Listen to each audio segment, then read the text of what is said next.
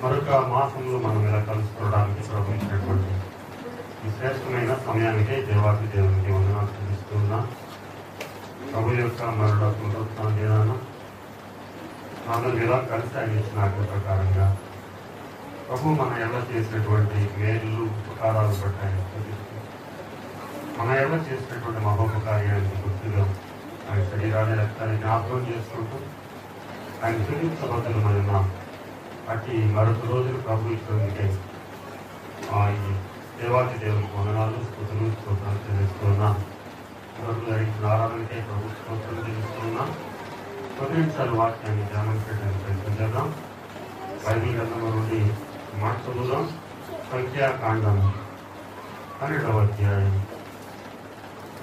6వ వచనం 7వ వచనం చదువుదాం. వారిద్దరూ రాగా ఆయన నా మాటలు వినుడి, మీరు ప్రవక్త ఉండిన ఎడల యెహోవా నాకు నేను దర్శనమిచ్చి అతడు నన్ను తెలుసుకున్నట్లు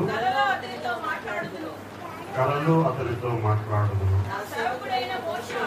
నా సేవకుడైన మోషే అటివాడు కాదు, అతడు నా ఇల్లంతటిలో నమ్మకమైన వాడు.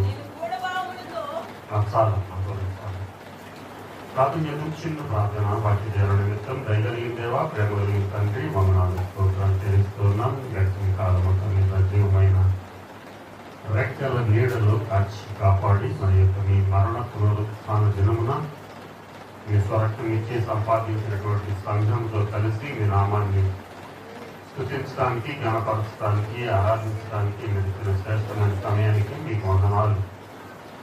మా ప్రభువు యొక్క దినము ప్రార్థనలో ప్రభు మీ వాక్య ధ్యానంలోకి వెళ్ళబోతున్నాం.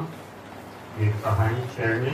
మీ గ్రంథం నుండి శ్రేష్టమైన వాక్కులు మేము నేర్చుకొని ఆ ప్రకారంగా మేము జీవించడానికి మీకు సహాయం దయచేయండి. మీ గ్రంథం నుండి శ్రేష్టమైన సంగతులు చూసులాగున మా ఆత్మీయతను తెరవండి. పరమౌనుడి చివరికి మీ శరీరం మాకు తోడుగా ఉంచి మీరు మహిమ ఘనత ప్రభావాలు ఆరోపించుకోమని త్వరగా రానున్న యేసుక్రీస్తున్నామని ప్రార్థించుకుంటున్నాం తండ్రి. ఆమె ఈ 10 నిమిషాలు వాక్యాన్ని మనం ధ్యానం చేద్దాం. మనకు తెలిసినటువంటి సంఘటన పాత నిబంధనలో మాట చదువుతున్నాం. సంఖ్యాకాండం 12వ అధ్యాయంలో 6 మరియు 7 వచనాలు మనం చదువుతున్నాం. ఇందులో చివరిగా రాసినటువంటి మాట 12వ వచనం చివరి భాగంలో అతడు నా ఇల్లంతట్లో నమ్మకస్తుడు అని ప్రభువు మోషే దాని గురించి రాసినటువంటి మాటను మనం చదువుతున్నాం. సో కనుక ఆ పైన వచనాలు కూడా రాయబడి ఉంది.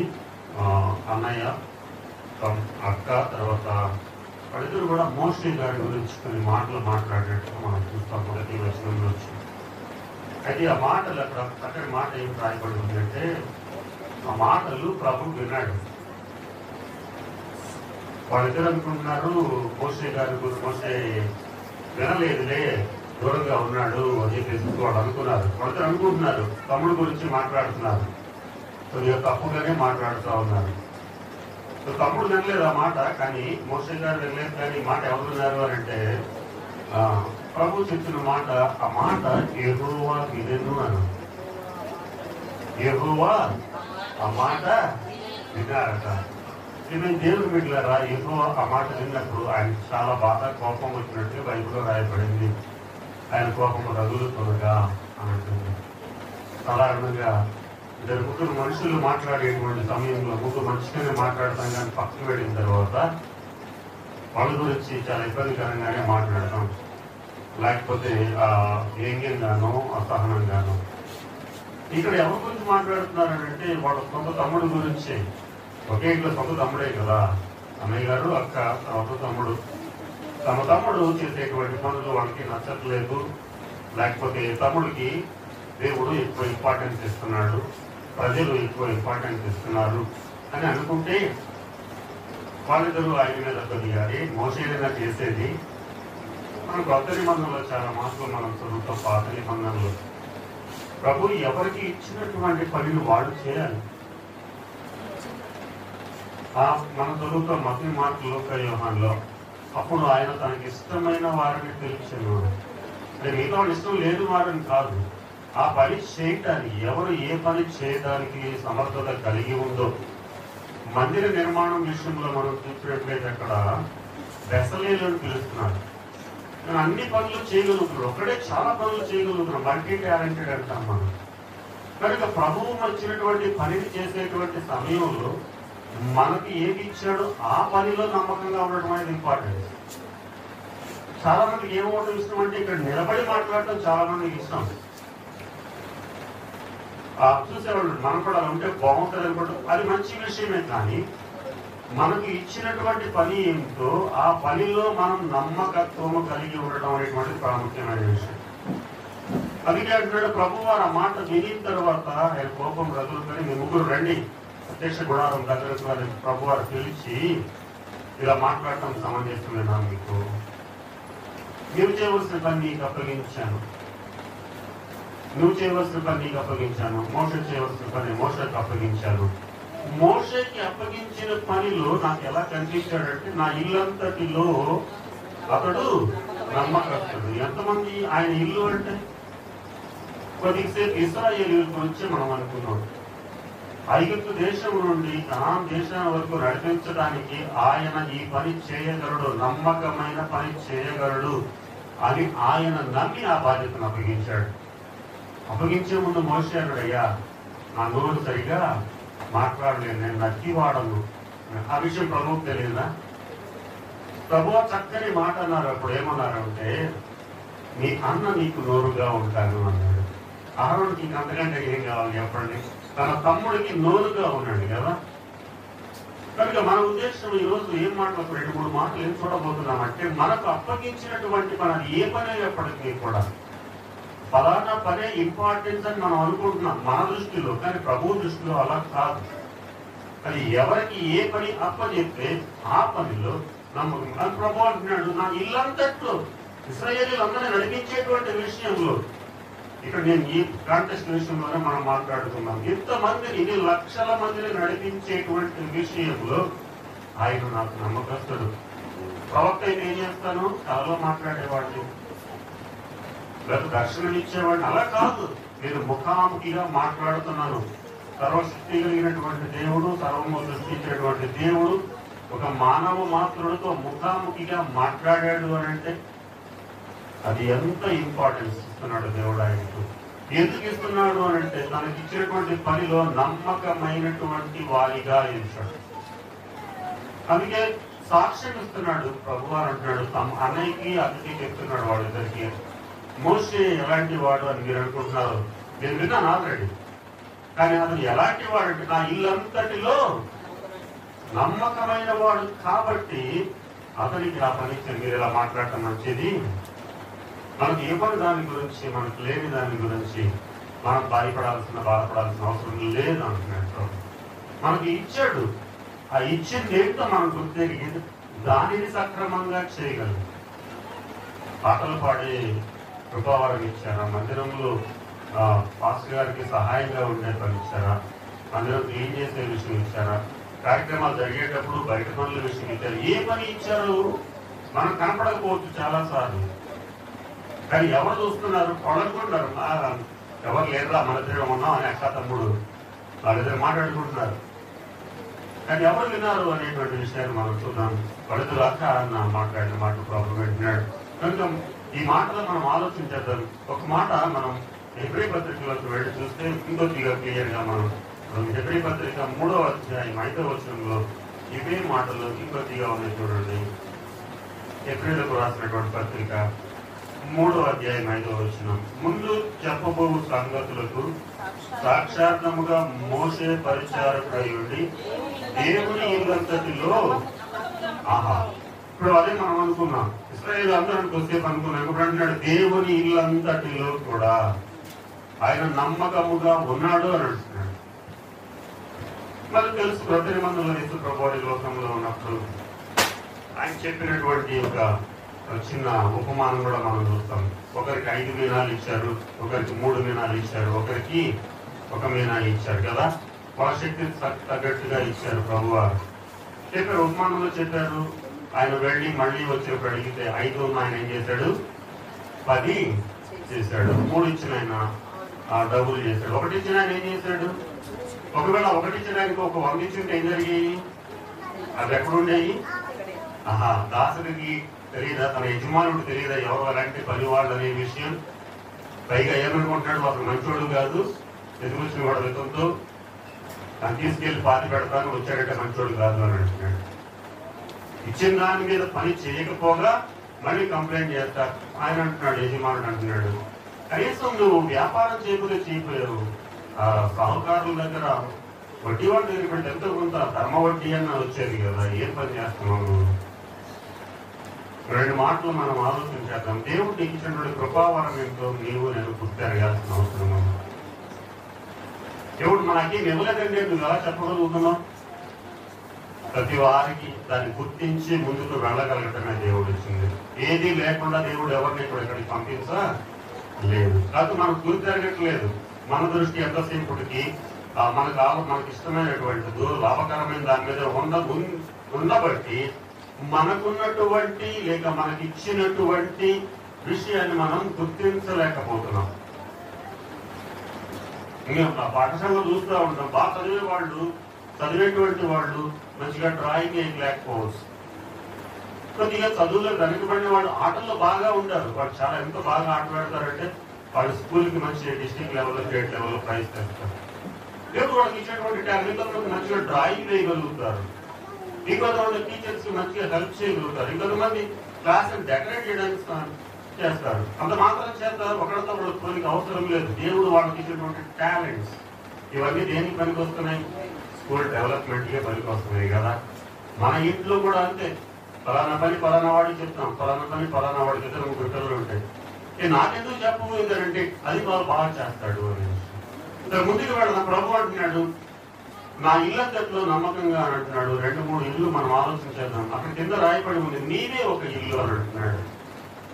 ఆయన కింద 5-6వ వచనంలో మనం చదివితే, అయితే క్రీస్తు కుమారుడు అయ్యాడు, ఆయన ఇంటి మీద నమ్మకముగా ఉన్నాడు, ధైర్యమును నిరీక్షణను ఉత్సాహమును తులమట్టంలో స్థిరముగా చేపట్టిన ఎడల మనమే ప్రభు అంటాడు. కొరింథీ రాసిన 1 పత్రిక 3వ అధ్యాయంలో కూడా రాయబడి ఉంది, 1వ అధ్యాయంలో రాయబడి ఉంది, ఆ ఇల్లు మీరే అంటున్నాడు. పేతురు అంటున్నాడు, సజీవమైన రాళ్లతో కట్టబడిన ఇల్లు మీరే అని అంటున్నాడు. ఈ ఇల్లుని నమ్మకంగా ఉంచుకుంటున్నామా లేదా అనేటువంటి మనం ఆలోచించాలి. ఆయన అంటున్నాడు, నిజముగా ఆయనే, మీరే ఆయన యొక్క ఇల్లు. అందుకని ప్రభు అంటున్న మాట ఏమిటంటే, నేను ఈ హస్తకృతములైనటువంటి గృహాల్లో నేను ఉండడానికి లేక మందిరంలో ఉండడానికి నేను ఇష్టపడట్లేదు. మీ హృదయం అనేటువంటి దేవాలయంలో నేను నివసించాలనుకుంటున్నాను అంటున్నాడు. ప్రకటన గ్రంథంలో మనం చదువుతాం, మనందరికి బాగా తెలిసిన మాటలే. హృదయం అనే తలుపు దగ్గర నేను నిలుచుండి తడుతుంది. ఎందుకంటే ఆ హృదయములో ఆయన నివసించడానికి, ఆ హృదయంలో నివసిస్తూ తర్వాత మాట ఆయన రాస్తూ అంటున్నాడు, ఎవడైనను తలుపు తీసిరేడలా అతనితో నేనును, నాతో కూడా అతను ఫెలోషిప్. సర్వ సృష్టికర్త దేవుడు మనతో కలిసి భోజనం చేయటం అంటే ఎలా చెప్తాడు? మనం చదువుతాం, అబ్రహాం గారి యొక్క టేబుల్, దావీదు గారి యొక్క డైనింగ్ టేబుల్, తర్వాత దానియేలు గారి యొక్క డైనింగ్ టేబుల్ అక్కడ రాజుగారు ఏర్పాటు చేసింది. ఎన్ని రకాల ఆహార పదార్థాలు ఉంటే రాజులు మనుషులయ్యే అలాంటిది దేవునితో కలిసి భోజనం చేయటం. అదే కదా ప్రభు చెప్పిన మాట. ఆయన మరణానికి మునుపు రొట్టె నేర్చి అంటున్నాడు, నేను మరలా మీ అందరితో కలిసే వరకు నేను దీంట్లో మీరందరూ పరలోకం రండి, నా మాట వినండి, పరలోకం వస్తే అప్పుడు నేను మనందరం కలిసి నా తండ్రి ఇంట. ఎంత గొప్ప మాట మాట్లాడుతున్నాడు ప్రభు. రెండోది మన వ్యక్తిగత, మన భౌతికపరమైనటువంటి మన ఇంటి గురించి కూడా మనం ఆలోచన చేద్దాం. మన ఇంట్లో కూడా మనం నమ్మకస్తులుగా ఉండగలమా? మన ఇంట్లో మనం చేసే ఉద్యోగంలో మనం నమ్మకముగా మనం నచ్చగలగాలి. మన ఇంట్లో వాళ్ళు ఉండగలుగుతారా? సో మా చిన్నప్పటి నుంచి మాకు తెలిసిందేనంటే, మా ఇంట్లో డబ్బులు ఇప్పుడు బీరువాలో పెట్టాం. మాకు చిన్నప్పటి నుంచి కూడా చిన్న బీరువా ఉంది అప్పట్లో, అన్ని ఆ టేబుల్ మీదే ఉంటాయి. ఎవరికి అవసరం అయితే వాళ్ళు వాడుకోవటం. మేము చిన్న కిడ్స్గా ఉన్నప్పటి నుంచి కూడా ఎవరు తీయరు దాన్ని. అవసరమైతే అమ్మకో నాన్నతో చెప్పి తీసుకుని వాడుకోవడమే తప్ప, ఆ తీసుకునే ముందు కూడా పర్మిషన్ తీసుకోవడం తప్ప పర్టిక్యులర్ గా బీరువాళ్ళు స్టేజ్లు లాకర్లో పెట్టిన సందర్భాలు మాకు ఎప్పుడూ లేదు. అవి ఎంత ఉంటే అంత అవసరమనంతా ఇంట్లో ఉంటాయి. ఏదైనా ఉంటే చిన్న చేతిలో ఉంటే బ్యాంకులో ఉంటాయి, అంతే తప్ప వాటిని తాళం వేసేసి మా నాన్న అదే నేర్పాడు మాకు. ఈ రోజుకి మేము అదే చేస్తాం. ఎంతప్పుడు ఉంటే అక్కడే ఉంటాయి. అవి ఎంత కావచ్చు, 100 కావచ్చు, 10 రూపాయలు కావచ్చు, 5 రూపాయలు కావచ్చు. దాని ఒకటి హ్యాండ్ ఓవర్లో ఉండవు. ఎందుకంటే ఈ అందరికి ఎవరు కావాలంటే వాళ్ళు వాడుకుంటారు. ఆ సమయంలో పేరెంట్ ఉంటే చెప్తారు, లేకపోతే వెళ్ళొచ్చిన తర్వాత ఈరోజు నాకు అవసరం లేదు.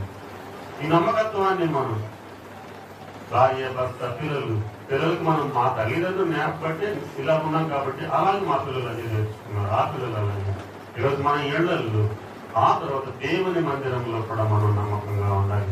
ఏ విషయంలో నమ్మకంగా ఉండాలి అని అంటే, దేవుని మందిర విషయంలో నీకు అప్పగించినటువంటి పనిని నా ఇల్లంతటిలో నమ్మకస్తుడు అంటున్నాడు.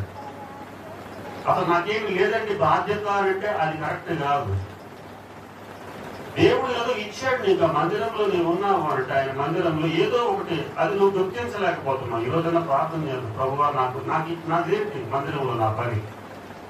నేను పాటలు పాడటమా, వాక్యం చెప్పడమా, లేకపోతే పరిచర్యలో సహకారులుగా ఉండటమా, మందిరం శుభ్రం చేయటమా, లేదా మందిరం కాల్సిన చూడటమా, లేకపోతే ఏది కాదు ఖాళీ సమయం వచ్చి నేను ప్రార్థన చేయటమా?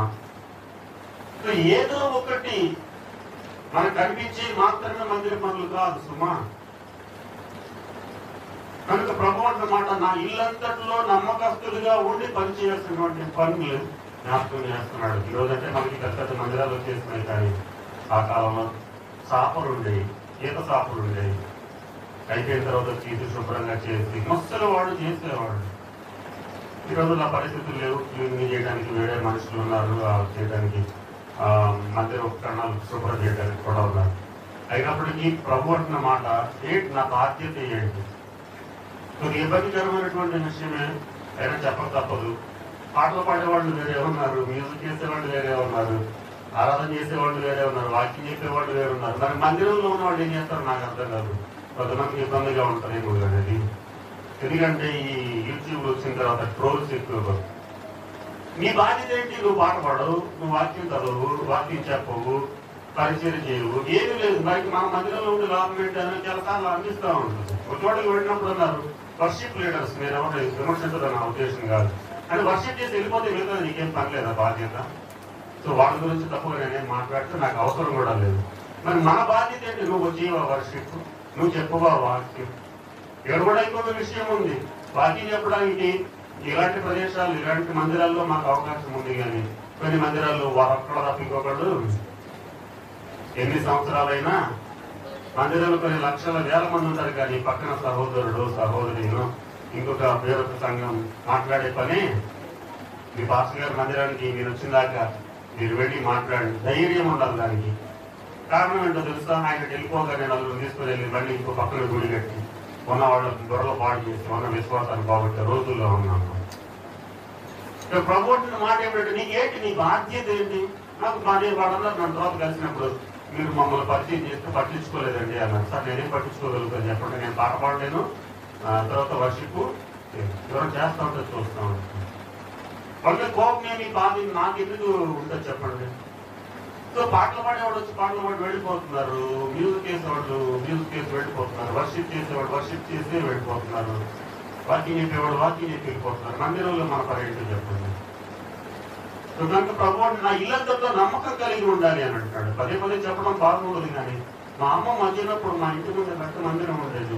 పొద్దున్నే లేచి వెళ్ళి మందిరం శుభ్రంగా ఊడ్చి, ఆ కాలంలో తాటాకులండి, ఎప్పుడో 40 ఏళ్ల క్రితం 40 సంవత్సరాలు మట్టి గోడలు తాటాకులు ఉండేవి. ఊడ్చి మళ్ళీ అందరు వెళ్ళిపోయినాక ఊడ్చేసి దాన్ని చాపరాన్ని తీసి ఊడ్చి ఇది ఎవరో ఆమె చెప్పలేదు. కారణం మందిరం తాళాలు మా ఇంట్లోనే ఉంది. నేను చూస్తాను ఏం చేస్తున్నారు, చిన్నపిల్లలు కదా, చాలా చిన్నపిల్లలు కిటికీలను చూస్తుంటే ఊడుస్తూ ఉంటుంది, ఎవరు ఉండేవాళ్ళు కాదు. ఊడ్చేసి చాపరాన్ని వేసేసి వచ్చి మళ్ళీ మందిరం టయానికి ప్రారంభమయ్యే సమయానికి చేసుకుని వెళ్ళిపోయారు. చదువు రాదు, కానీ పత్రేమన్నా లేకుండా ఇప్పుడు గుడికి పోలేదు. చదువు రాదు, కానీ వర్షం పడు వానపడు ఆ పాతకాలం చీరలు కదా, ఏమన్నా వాటిని మంగళగిరి పాత్రలు చేస్తాను, వాటిని పెట్టుకుని నీకు మేము అది ఎందుకు నీకు అది నీకు చదవడం రాదు కదంట. చదవడం రాకపోయినా చిన్నది కొత్త నిబంధన. నేను దేవుని బిడ్డలు ఎందుకు ఈ మాట జ్ఞాపకం? మన పని ఏంటి? మన ఇంట్లో మన పని ఏంటి? ఈరోజు తెరపెట్టిన అవైకి చూడాలి కిందకు వచ్చిన వాళ్ళు ఇంట్లో మీ పని ఏంటంటే అన్ని పనులు అన్నయ్య చేయాలి. అన్నం వండటం, కూర వండటం, మొత్తం సమస్తం మీరే. మరి మీరు ఎప్పుడు నేర్చుకుంటారంటే తల్లులు అలాగే ఉన్నారు, పిల్లలు అలాగే. వాళ్ళ కాలు కందిపోకూడదండి. రేపు పొద్దున కన్నదా పాతికేళ్ళని పెళ్లి చేసిన తర్వాత అప్పుడు ఏంటి ఎలా బతకాలో తెలియదు కాబట్టి వంట చేయడం రాదు, తినడం రాదు. అక్కడికి వెళ్ళిన తర్వాత గొడవలోకి ఏం జరుగుతుంది? ఎవరు నేర్పించాలి? ఇవన్నీ కూడా నేర్పించాలి. మన ఇంట్లో మనం పని చేసుకోవడం. ప్రభు అంటేటువంటి మాట ఏంటి అంటే నీ ఇంట్లో ఏంటి? పొద్దున్న లేస్తే మమ్మీయే ఊడవాలి, మమ్మీయే కడగాలి, మమ్మీ నువ్వు చిన్న ప్లేట్ కూడా మమ్మీయే కడగాలి. మమ్మీ కూడా నేర్పాలి. మమ్మీ పేరెంట్స్ చెప్పే మాట ఏంటంటే నేర్పాలి. చాలా మా పని మనుషులు ఉన్నారు. పని మనుషులు ఎంతవరకు ఉన్నారంటే అంతవరకే ఉన్నారు. మంచిదే, పని మనుషులు ఉండడం తప్పేమీ కాదు. ఉన్నప్పటికీ మీ పిల్లలకి నువ్వు నేర్పించాల్సిన అవసరం ఉంది.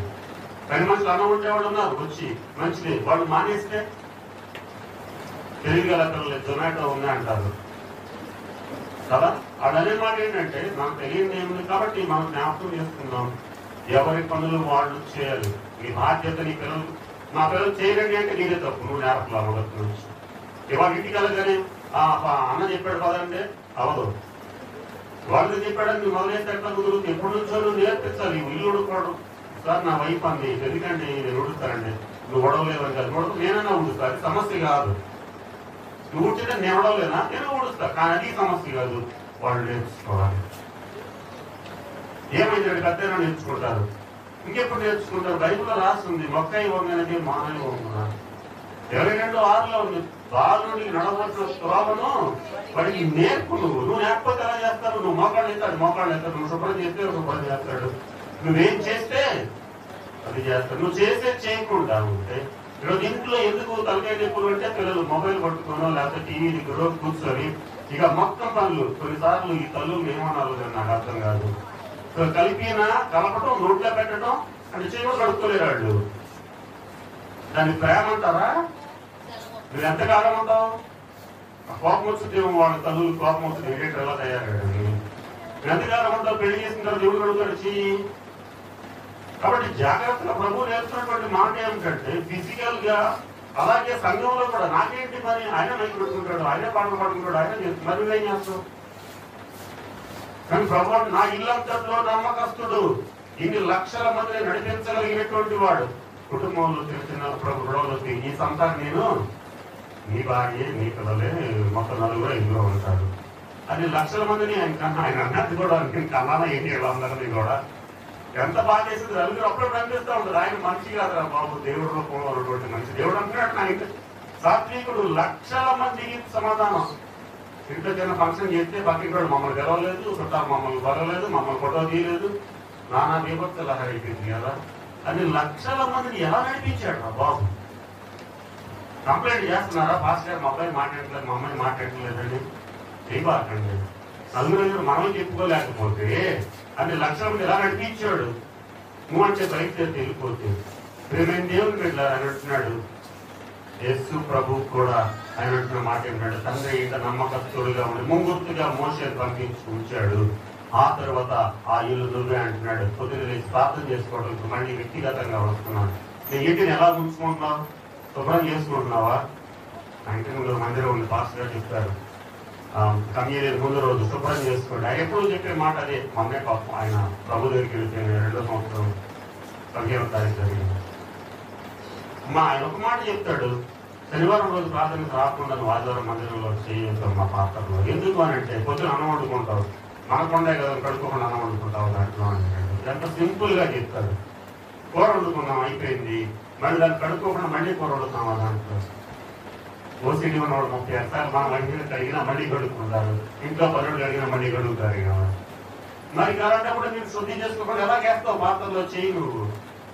నిన్ను శుభ్రం చేసుకోవటం అని అంటే ఏంటి? ఉదయకాలం లేచిన తర్వాత వేకువజామున లేవాలి, ప్రార్థన చేసుకోవాలి, బైబిల్ చదువుకోవాలి. ఇది మీ ఇల్లును శుభ్రం చేసుకోవటం ఇదే.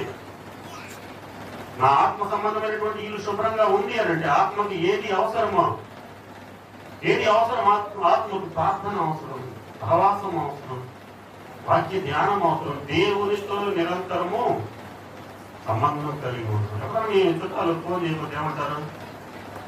ఆ డబ్బు వచ్చింది వాళ్ళకి ఎక్కువైంది, అందువల్లే మేము మనుషులు కనపడతల్లా. మరి మాకే ఎక్కువైందని ప్రభుత్వం మాట్లాడకుండా ఉంటున్నాం. ఇవన్నీ ఇచ్చింది ఆయనే కనుక ముందుకు వెళ్లే ముందు మాట జ్ఞాపకం చేస్తున్నాం. ప్రభువు మన ఇంటిలో నివాసం ఉండటానికి ఫిజికల్ గా మన ఇల్లు శుభ్రం చేసుకుంటున్నాం. ఆత్మ సంబంధంగా మన ఇల్లు శుభ్రం చేసుకుంటానికి ఎందుకు చేసుకోవాలి అని అంటే ఆయన నివాసము ఉండడానికి. బాత్రూమ్ లోకి వెళ్ళగానే నాకు ఫస్ట్ నేను టేబుల్ మీద చూడండి. మా ఆఫీసర్స్ కూడా ఫస్ట్ ఎక్కడ చూస్తున్నారంటే ముందు బాత్రూములు, తర్వాత వంటలు చూసి అప్పుడు సెలవు వస్తున్నారు. నేను అంటే నేను క్లాస్లోకి ఒక గంటకి వెళ్ళిన ఒక కార్నర్లో ముందు తీసేయండి, మీరు తీయకపోతే మీరు తీయద్దు, పిల్లలు ఆయాలు ఉన్నారు తీయించాలి. మనం కూర్చునే ప్రదేశం శుభ్రంగా లేకపోతే కొద్దిగా ఏమైంది నాకు అనుకుని వెళ్ళిపోతే ఎట్లా వాళ్ళకి వెళ్ళి ఉండకూడదు. ఇక్కడ నేను ఒక మాట చెప్తాను, ఓడ్చొద్దు, ఎత్తేనే ఓడవండి, ఎత్తకుండా ఉండాలి, మూల పెట్టేది ఓడవద్దు. ఇలాంటి కొత్త రూల్స్ పెడతాను. మా ఇంట్లో రూల్ అదే, నువ్వు ఊడ్చి మూల పెట్టి మాత్రం మంచిగా ఉండదు. ఫస్ట్లో చెప్పి ఎప్పుడు కాదు ఎప్పుడో చెప్పాను నేను. లేదు అలా కూడా ఉన్నాయి. ఆ మూలటి దరిద్రంగా ఆ మాత్రం ఉండకపోతే ఏమైంది? ఇవన్నీ చిన్న చిన్న విషయాలు. ఇవన్నీ ఆ బైబుల్లో రాసుకున్నాయా? పిచ్చి ప్రశ్నలు ఇవన్నీ కూడా. నువ్వు శుభ్రం ఉండడానికి ఏది రాయరు, ఒకే చదివితే చాలు. ఇంపార్టెంట్ అయింది. కానీ ప్రభు అన్న మాట నీ ఇల్లు శుభ్రం చేసుకోమంటే ఇక్కడ లోపలంతా పెట్టుకుని ఆయన అంటున్నాడు, శరీరములో నుండి వచ్చేటువంటి వాటిని అనుక్షణం శుభ్రం చేసి ఆయన నివాసం ఉండడానికి యోగ్యంగా. కానీ ప్రభువు నీలో నివసించాలి అని అంటే నా ఇల్లంతట్లో నమ్మకస్తులు అంటే ప్రభు ఆయనే ఇల్లు అంటున్నాడంటే మనల్ని మన హృదయమైనటువంటి ఇంట్లో ఆయన నివాసం ఉండాలంటే శరీర సంబంధమైనటువంటి అశుద్ధమైనదైనా ఉన్నట్లయితే ఆయన రాడు. దాన్ని శుభ్రం చేసుకోవాల్సిన బాధ్యత నీది నాది అంటున్నాడు. ఆయన అంటున్నాడు, నా మాట కత్తి వంటిది కాదా, నా మాట సుత్తి వంటిది కాదా, నా మాట అగ్ని వంటిది కాదా, నా మాట సాకలి తప్పు వంటిది కాదా. వీటన్నిటితో క్లీన్ చేసుకోవాలి. ఆయన వాక్యాన్ని దేంతో సరిపోల్చాడో దాంతో నిరంతరము సరిపోల్చుకున్నప్పుడు అప్పుడు ఇల్లు శుభ్రంగా క్రిస్మస్ రోజు, క్రిస్మస్ తర్వాత రోజు మన ఇల్లు కడకలాడిపోతూ ఉంటాయి. ఎంత బాగుంటుంది కదా. అంత శుభ్రం చేసేసి వీలైతే ఇప్పుడంటే వేసుకోవట్లేదు కానీ మేము చిన్నప్పుడు ఆ మట్టి తీసుకొచ్చి కలిపి దానంతకు 3 రోజులు నానబెట్టేసేసి అలికి దానికి ఆ వాసన అబ్బా, ఆ పైన మళ్ళీ తెల్లరంగు వేసేసి కింద బ్లూ కలర్ బార్డర్ వేసి ప్రతి సంవత్సరం అదే పని. మట్టి గోడలే, లోపలేం రాయి కూడా లేదు. అయినప్పటికీ ప్రతి సంవత్సరం పండగ. ఇప్పుడు పూర్తిగా పోయినాయి. ఎవరు చేస్తాడు? ఒట్లు కూడా ఎవరు చేస్తాడు? వంట కదా. 3 రోజుల పాటు సామానంతో బయటపడేసి చలికి ఒడుకుంటా కూర్చొని మళ్ళీ 3 రోజుల తర్వాత ఇల్లంతా లోపలికి వెళ్తే ఆ ఆనందమే లేదు. మేము దేవుని పెట్టారు. ఆ శారీరక విషయాలు ఎంత సంతోషంగా ఉంటాయి. ఆత్మను శుద్ధీకరించుకొని దేవుడు నివాస యోగ్యముగా మన హృదయాలను మన జీవితాలను ఉంచుకుంటాయంటున్నాడు. నా ఇల్లంతటిలో నమ్మకస్తుడు. 4-5 విషయాల మీద దృష్టి వ్యక్తిగతంగా ఆత్మ సంబంధమైన మందిరముగా మనం ఆత్మను శుద్ధి చేసుకోవాల్సిన వారమై ఉన్నాం. ఫిజికల్ గా మన ఇల్లు శుభ్రంగా. పాస్టర్ గారు వచ్చారంటే ఇంటికి వెళ్ళడానికి భయపడేలాగా మన ఇల్లు ఉండొద్దు. కొద్దిగా ఓపిక చేసి తీసేది ఎక్కడ తీసుకోవాలి పెట్టండి. అవన్నీ మనం చెప్పక్కర్లేదంటే మేము చేయగలిగింది ఏమీ లేదు. ఏ వస్తువు ఎక్కడ తీసారో అక్కడ పెట్టడం పిల్లలకు నేర్పండి.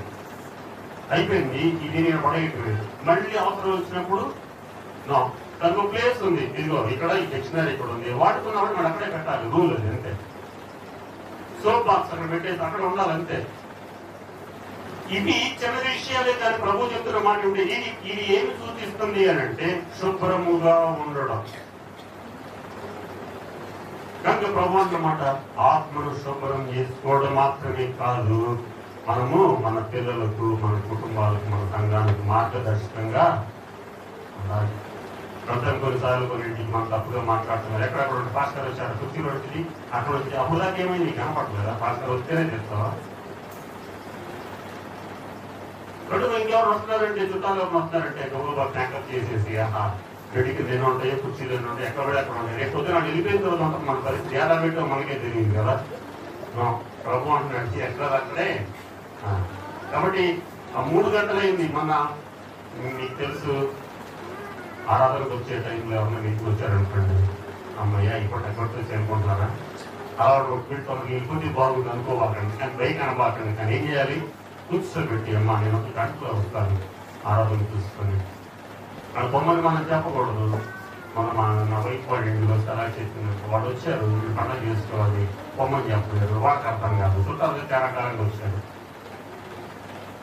వైఫ్ అంటారు మనసులో పాపం చేసుకోవాలి, వెళ్ళిపోతే అదే అన్న భోజనం పెట్టలేక కాదు, ఇక్కడ టైట్ అయిపోతుంది. చక్కగా నా ప్రార్థన విన్నాడు, చక్కగా ఆరాధన. ఇది దేవుడు నా ఇల్లంతటిలో 8 ప్రార్థన, 9కి వాక్య ధ్యానం, ఇది ఒక ప్రత్యేకమైన విషయం. Okay right. కాబట్టి మనం చెప్తున్నాం, మోషే అంటున్నాడు నా ఇల్లంతటిలో ఆయన ఇచ్చినటువంటి పనిని దేనిని కూడా దేవుడు ఏమి ఆలోచన చేశాడో దాన్ని తగ్గట్టుగానే పనిచేశాడు. నమ్మకంగా ఉండటం అంటే ఏంటి? మరో రకంగా చెప్పాలి అంటే యజమాని ఏమి ఆలోచించాడో సేవకుడు అదే చేయదు. ఇది ఇలా చేస్తే బాగుంటది నేను ఎప్పుడు చెప్పలేదు, తెలిసినా చేయలేదు. మోషే ఎందుకే నాకెళ్ళి చూస్తున్నాడు, చేతిలో కర్ర ఉంది అంటే నువ్వు చెప్తేనే నేను చేస్తా. వండర్ఫుల్ సేవకుడు కదా ఆయన. నీకు మొత్తం అధికారం ఇచ్చాను మోషే, కర్రను కింద పడి పాము అయిపోద్ది, కర్రను చూపించు, కర్ర సముద్రం పాయలైపోయింది, కర్రతో కొట్టు, ఇదిగో బట్టల నుంచి నీళ్లు వస్తాయి, నువ్వు చూపిస్తే చాలు నీకు అధికారం ఇచ్చాను. వద్దు ప్రభువా, నువ్వు చెబితేనే అధికారం ఇచ్చావు, కానీ నీవు చెప్తేనే నేను ప్రమోటెడ్ చేసి పర్వాలేదు. కాదు కాదు ప్రభువా, ఎంత మంచి ఆలోచన. ఆయన చెప్పి ఆయన చూపించమంటే చూపించాడు, వెళ్ళమంటే వెళ్ళాడు, ఆగమంటే ఆగాడు. ఇది నమ్మకత్వం అంటే. యజమాని మాటను జబదాటకుండా చేసినటువంటి వ్యక్తి నమ్మకత్వం అంటే. మరొక మాట, యజమాని ఏమి ఆలోచించాడో అదే సేవకుడు అంతకు మించి, అంతకు ఎక్కువ లేదు, అంత తక్కువ, యాజ్ ఇట్ ఈజ్ గా చేశాడు. కనుక మన యజమానుడైనటువంటి ప్రభు చెప్పినటువంటి మాటను తూచా తప్పకుండా పాటించవలసిన అవసరం ఉంది. ఈ రోజులో తెలివితేటలు ఎక్కువైపోయి అనుకుంటున్నాం, ప్రభు మాట మనకు అనుకూలంగా మార్చుకుంటున్నాం. అలా మార్చుకోవద్దు. గ్రంథంలో ఏముందో దాన్ని ఫాలో అవటం అంతే. ఈ ఒక్కసారికి ప్రభు ఇలాగని ఎలాగని అలాగని ఎలాగని అనేక తర్కవాదాలు మనకు అవసరం లేదు. దేవుడు మనకు చదివించాడు, జ్ఞానం ఇచ్చాడు. బైబిల్ గ్రంథం ధ్యానం చేసుకుంటే మనం ఏం చేయాలో ఏం చేయకూడదు అందులో క్లియర్గా రాశాడు. కొద్ది ముందుకు వెళ్దాం. చూడండి, నెహెమ్యా గ్రంథం 9వ అధ్యాయంలో మరొక మాట చూద్దాం. నెహెమ్యా గ్రంథం 9వ అధ్యాయం 7వ వచనం చదువుదాం. చూడండి, నెహెమ్యా గ్రంథం 9వ అధ్యాయము 7వ వచనం చదువుదాం. అబ్రామును ఏర్పరచుకొని రప్పించి అతనికి అబ్రహాము అని పేరు పెట్టించి పెట్టిన వాడవు నీవే. అతడు నమ్మకమైన మనస్సు గలవాడని ఎప్పుడు ఎరిగాడు దేవుడు ఆయన్ని? కల్దీలో అనేటువంటి ఊర్లో ఉన్నప్పుడే ఇంకా ఆయన అబ్రాము దేవుని గురించి తెలియనప్పుడే ఆయనను అబ్రాము యొక్క మనస్సును చూచినటువంటి దేవుడు. అందుకనే కల్దీయుల ఊరు అనేటువంటి ఊరు పేరే ఊరు భలే ఉంది కదా. ఈ ఊరు పేరు ఏంటంటే ఊరు అన్నారనుకో, మనం అంటాం ఊరు పేరు ఏంటో చెప్పమంట, అది ఊరు అండి. ఊరు పేరే ఊరు. కాబట్టి పిలిచినప్పుడు ప్రభు పిలిచినప్పుడే నమ్మకమైన మనస్సు కల వాడవు అని ఆయన చూశాడట, ఆయన ఏర్పరచుకొనకు ముందే. అందుకని ఎఫెసీ పత్రిక మనకు జగత్తు పునాది వేయబడక మునిపే మిమ్మును నేను. కాబట్టి ఈరోజు మనం ఇక్కడ చూస్తున్నాం. మనం నిన్న మొన్న రక్షణ పొందామని కాదు, జగత్తు పునాది వేయబడక మునిపే ఆయన ప్రణాళికలో మనము ఉన్నాము. కాబట్టి మనం ఆయన మాటలు ఈరోజు మనం ఆయన ఆజ్ఞ ప్రకారంగా ఆయన మరణ పునరుత్థాన దినాన స్వాతంత్ర సంఘముతో కలిసి ఆయన ఆరాధన చేస్తూ ఆయన వాక్యాన్ని ధ్యానం చేస్తున్నాం. కనుక అబ్రామును నీవు పిలిచి అబ్రహాము అని పేరును మార్చి నమ్మకమైనటువంటి మనస్సు గలవాడని నువ్వు గ్రహించుకుంటున్నాడు. అప్పుడప్పుడు మనోడు మాట్లాడుతూ ఉంటారు, మనిషి మంచోడే కానీ మనసే మనిషిది కాదు. అది కొద్ది మొదటి సంవత్సరం మనకు గుర్తులే కానీ మనసు మనిషి మంచోడే కానీ అప్పుడప్పుడు ఏమంటాడా బుద్ధి గట్టి తింటారు. అప్పుడప్పుడు ఆదివారం సాయంత్రం పూట పెళ్ళిళ్ళు ఫంక్షన్లలో మాత్రం కొద్దిగా అప్పుడప్పుడు ఇవే. మా దగ్గర ఒక అంకులు వచ్చేవాడు, ప్రభు దగ్గరికి వెళ్ళిపోయారు. కానీ అంటే కనీసం కూలి అనేవాడు ఆయన. మంచోడే గాని అంటే ఏముంది, వెనకాల బ్యాక్గ్రౌండ్ ఏదో కానీ అనొద్దు, మంచోడండి అంతే. మనిషి మంచోడేనండి, కానీ పెళ్లి చూపులకి వెళ్ళినప్పుడు పక్కన అడుగుతాడు, అబ్బాయి ఎక్కడంటాడమ్మా, అమ్మాయి ఎక్కడంటాడు, మంచోడేనమ్మా, కానీ అనగాలి గుండెలు రాయకూడదు. ఆ గాని ఎందుకు, మంచోడే అనుకోవచ్చుగా, మనం చూపుకోవచ్చు. మనకి ప్రభు అంటే మాట నమ్మకమైనటువంటి మనస్సు కలిగినటువంటి వాడు. ఒక్కసారి మాట ఇస్తే వెనక తప్పే మనిషి కాదు అని అబ్రాహాముగా ఉన్నప్పుడే అబ్రహామును చూశాడు. ఇప్పుడే మనం చెప్పుకున్నాం, జగత్తు పునాది వేయబడకుంటే ఏర్పాటు చేస్తున్న అబ్రహామును పిలిచి అబ్రహాముగా పేరు మార్చి కల్దీలు ఆ ప్రాంతాల్లో ఉన్నటువంటి గిబియోను వాళ్ళందరినీ కూడా అక్కడి నుంచి పంపించి ఆయనకు ఆయన పిల్లలకు ఇచ్చాడు. ఎలాంటి మనిషి అయినా నమ్మకమైన మనస్సు కలిగినటువంటి మనస్సు ఎలా ఉండాలి, నమ్మకమైన మనస్సు కలిగి ఉండాలి. అందుకని దానికి ఒక మాట చెప్పి నేను ముందుకు పెడతాను.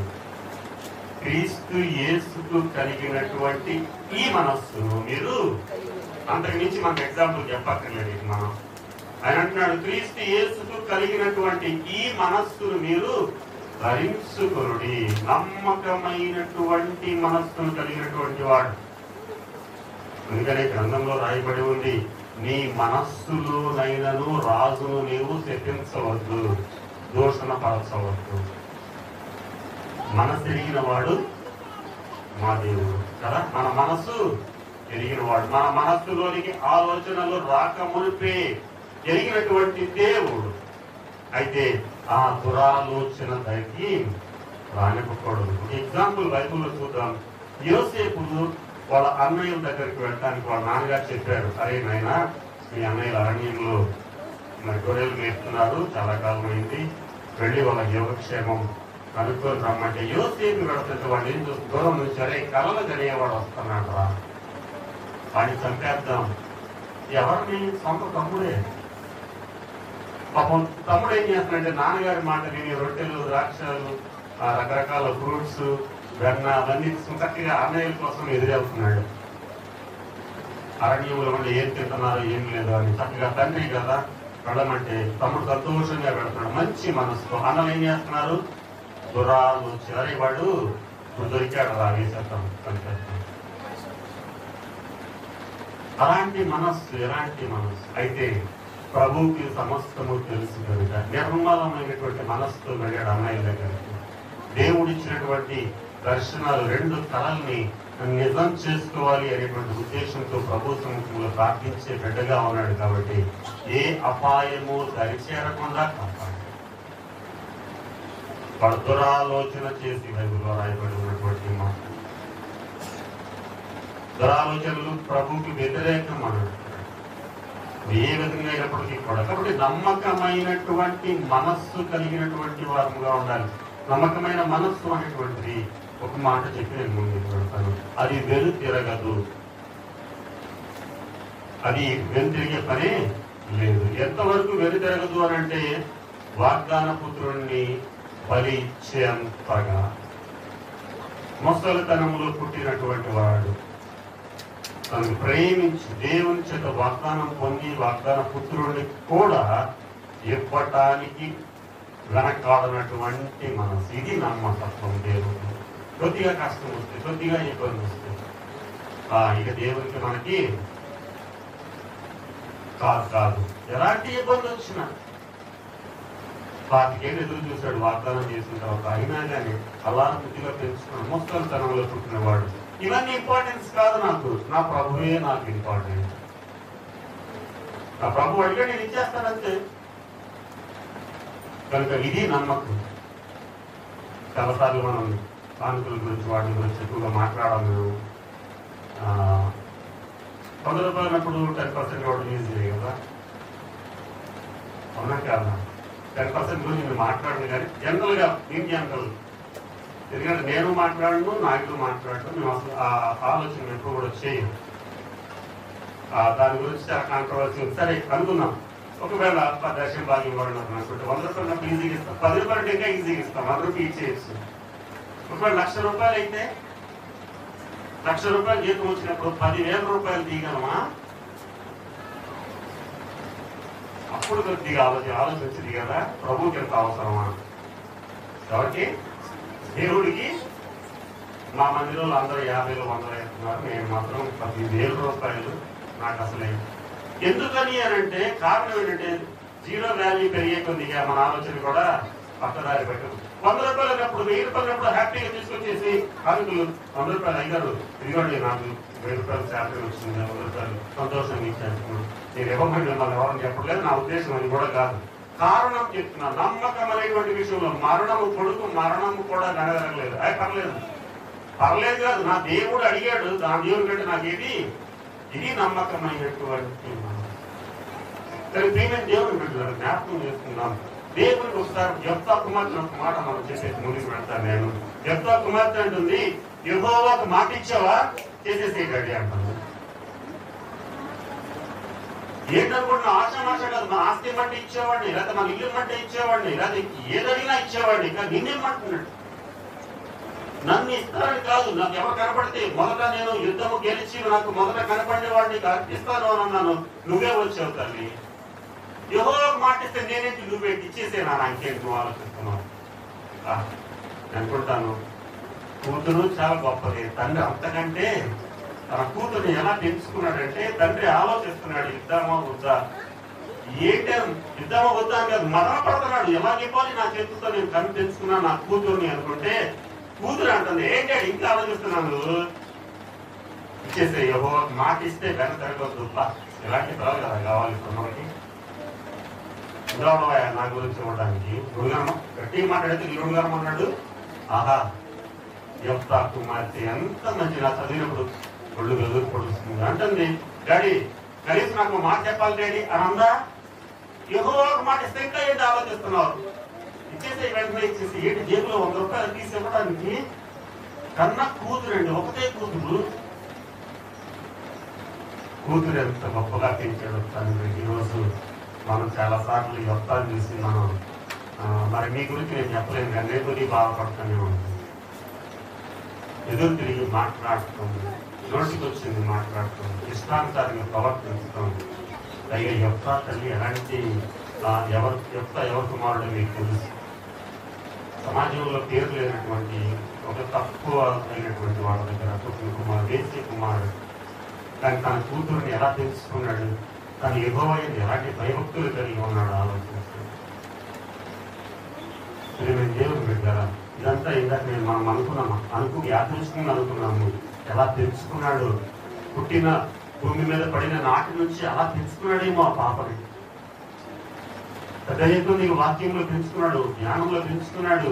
దేవుడు అంటే మొత్తం సమస్తము తెలియచేసి ఇలా ఉండాలని తెలియచేసి తండ్రికే ధైర్యం చెప్పింది. నాన్నగారు తీసుకెళ్ళండి, నాన్నగారు ఇచ్చేయండి, నాన్నగారు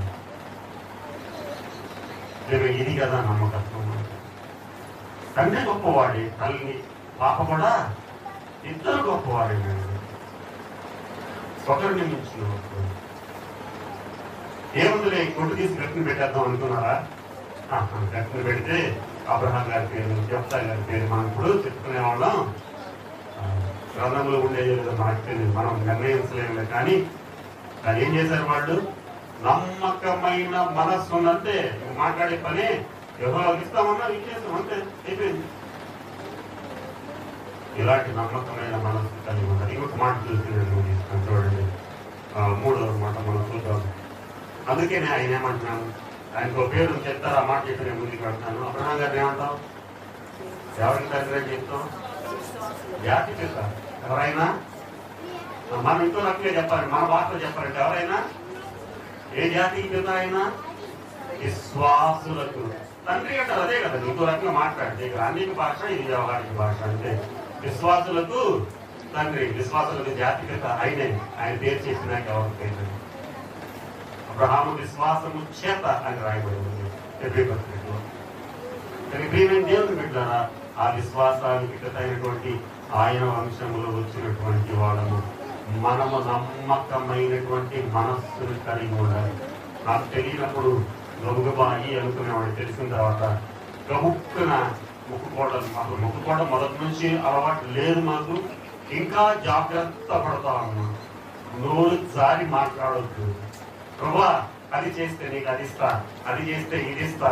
ఇలాంటి ఎప్పుడూ చిన్నప్పుడే మానేస్తాం, చాలా చిన్నప్పుడే. నువ్వు చేస్తే ఆయన చేస్తే నువ్వు ఇస్తావా? ఏం దారుణం ఇది. దేవుడు అయ్యా నన్ను 10th పాస్ చేస్తే ఎవరికి కావాలా బాబు? నీ గిఫ్ట్ ఎవరికి కావాలా? నువ్వు చేస్తే, నువ్వు చూస్తే, నువ్వు అది ఇస్తే, నాకు ఉద్యోగం ఇస్తే నీకు ఫస్ట్ శాలరీ ఇస్తా. మిగతా అడుగుతావు, ఫస్ట్ ఇస్తావు, బాగానే ఉన్నా మిగతాది కదా. దేవుడికి ఎరేస్తున్నారా? ఎంత దాడు, ఎంత నేనంటాను దేవుడు స్థాయిని, సృష్టికర్త స్థాయిని దిగజార్చొద్దు. మీరు దిగదార్చినంత, నేను దిగదార్చినంత మాత్రం దిగజారదు. కానీ ఆయన స్థాయిని, సృష్టికర్త వాక్కు చేత సమస్త సృష్టిని చేసిన దేవుడిని త్వరం తగ్గిస్తే రేపు నీకు 100 రూపాయలు కాని చేస్తాం. 10 రూపాయలు పెట్టి పారాసెటమాల్ తీసుకోపోయి ప్రార్థన చేసుకో. ఏం చేస్తున్నారు నాకు? దేవుడి స్థాయి, సర్వ సృష్టికర్త యొక్క స్థాయి తెలిస్తే ప్రార్థన చేసుకోవడం ఏమాత్రం తప్పులేదు. ఫాస్ట్గా మీరు ప్రార్థన చేసుకో.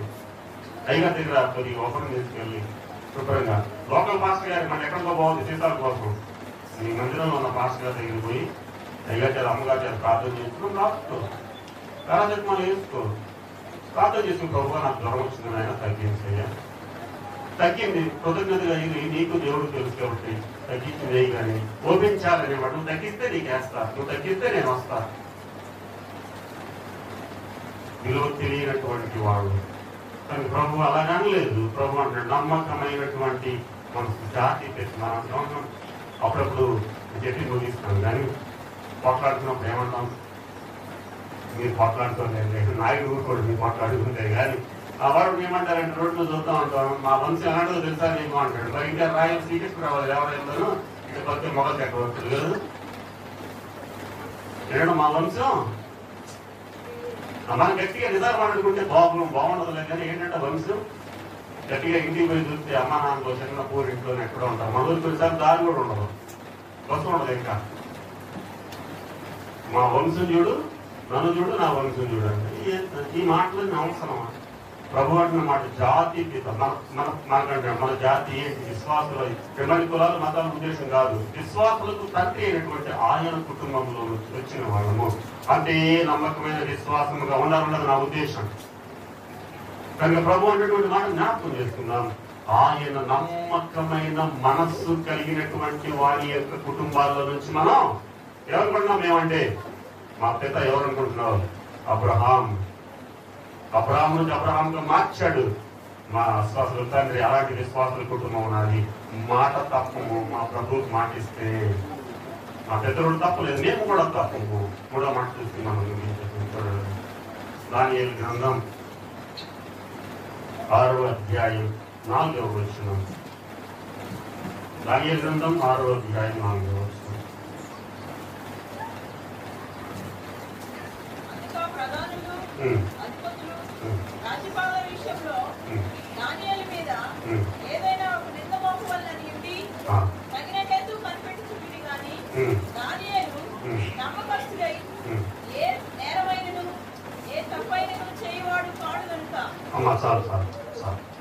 ఇక్కడ ఒక మాట, ఈ మాటతో మనం